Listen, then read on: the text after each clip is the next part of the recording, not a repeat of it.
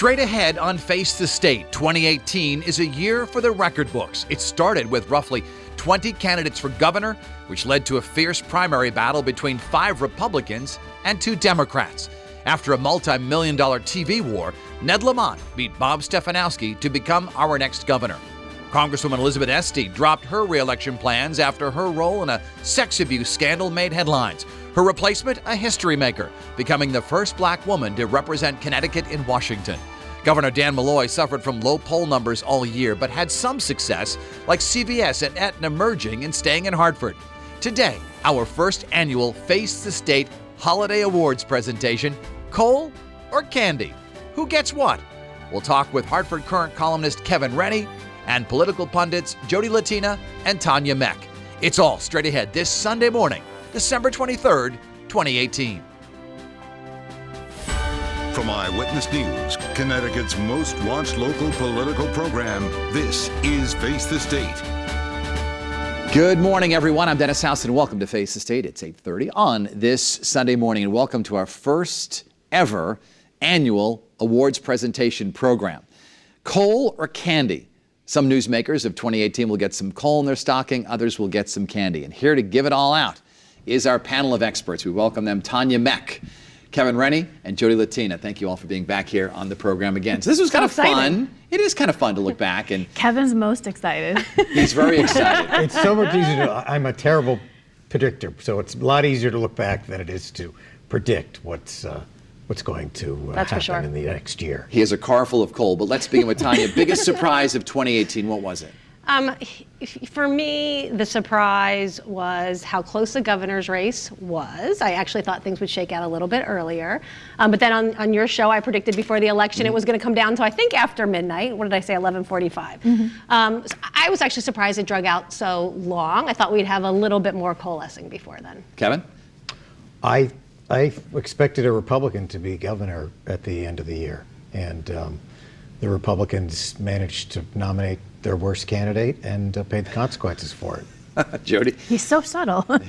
I think the amount of hatred that people in Connecticut have for President Trump, I think it really played a driving force in that election. And that was a surprise. I think the surprise was Ned Lamont, because in January he wasn't a candidate. And he entered the race, well, not late, but relatively late compared to the other ones. I think he was certainly the last serious candidate to get in, and then he started to clear the field pretty quickly. What were some of the biggest mistakes made? I know that some have criticized the out-of-state consultants that some of these candidates hired. Jody?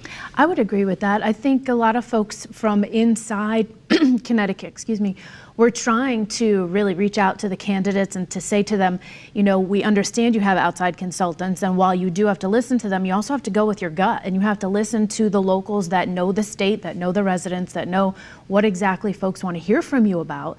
And unfortunately, they weren't taking notes from the locals. They were listening to the outside folks. We did have one candidate. I don't want to name him or her, but I called this person, invited him or her on Face the State. They decided that they wanted to do it. Within an hour, I got a call from an out-of-state consultant or his or her aide who said, no interviews, no TV interviews. We're not doing that. And that person went on to lose in the fall. Not that that's necessarily, a cause and effect, but you never know. Well, also, when you hire out-of-state consultants in particular, they are pretty wedded to a national picture, and often they don't see what's going on in Connecticut. So they probably didn't notice, at least on the Republican side, that in the fall municipal elections in 2017, Republicans took some beatings, and largely due to in the suburbs where there was a growing reaction to Donald Trump.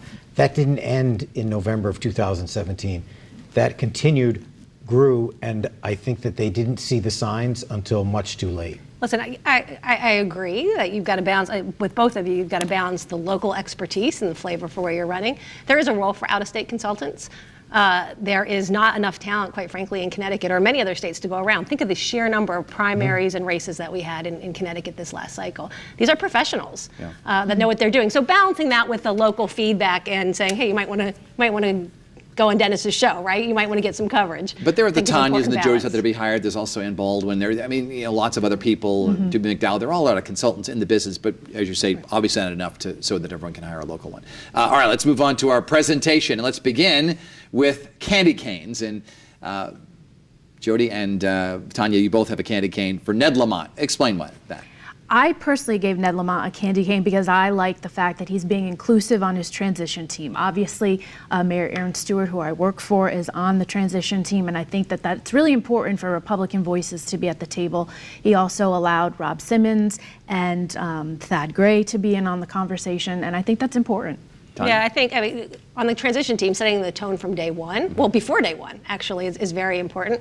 I give him a candy cane for winning and running a campaign that was a little bit more nuanced than Bob Stefanowski's "I'm going to cut taxes" message. And so we gave him a little bit of a hard time because it was a complicated message. He was diving deep into policy, but he stuck with it, and he told the voters the truth, and for that he gets a candy cane. One of the biggest stories of the year, kind of got lost in the gubernatorial election, was, of course, the Andrew McDonald battle for Chief Justice of the Supreme Court. And for that, Kevin, you're giving a candy cane to Gail Schlossberg. Tell us. I am. She did a very brave thing. She stood up and told a story of experience she had with Andrew McDonald when they were both in the state Senate.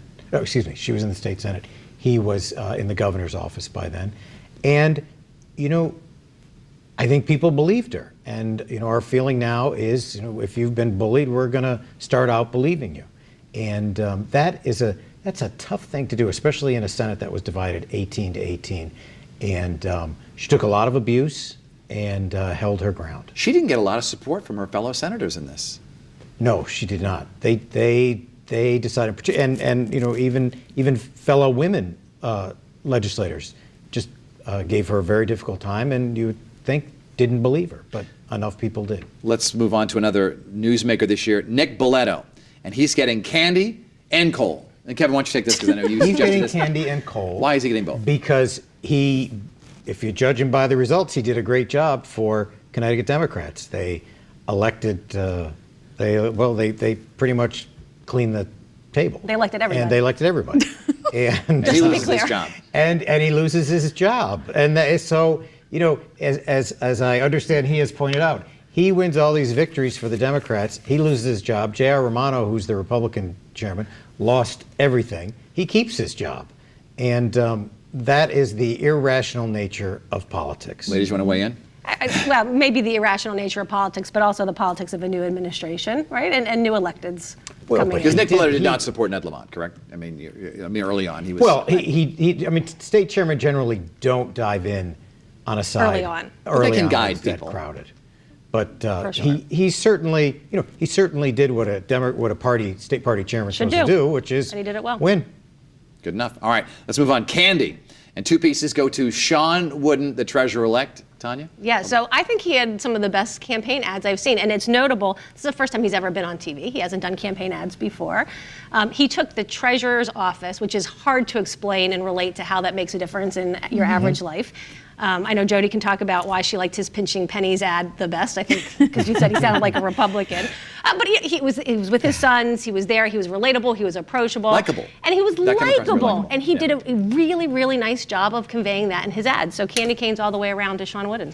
It's important when you are conveying your message to the general public that you synthesize it and make it really simple. I mean, he was squeezing the last bit of the toothpaste out of the toothpaste holder, turning off the water, turning off the lights. It did make him Yeah, I mean, likable. he had his multi-millions of dollars stack of cash when he was talking about state investments in gun manufacturers. He made some really good points. Also, we should give him and a lot of the others we'll be talking about, including Ned Lamont, credit for being remarkably resilient over the years. I mean, Yep. Dennis will recall that Sean Wooden sat here in this seat some years ago and had a car crash of an interview with you when he was running for mayor of Hartford. It didn't stop him. He ran for the state Senate, lost that. He came back. He came back. I mean, Ned Lamont has spent $50 million on 3 statewide campaigns, and he's finally won. So resilience wins this year. All right, we're going to take a quick timeout. We'll be back with more with Tanya, Kevin, and Jody. And we welcome you to watch past edition of Face the State on YouTube or our app.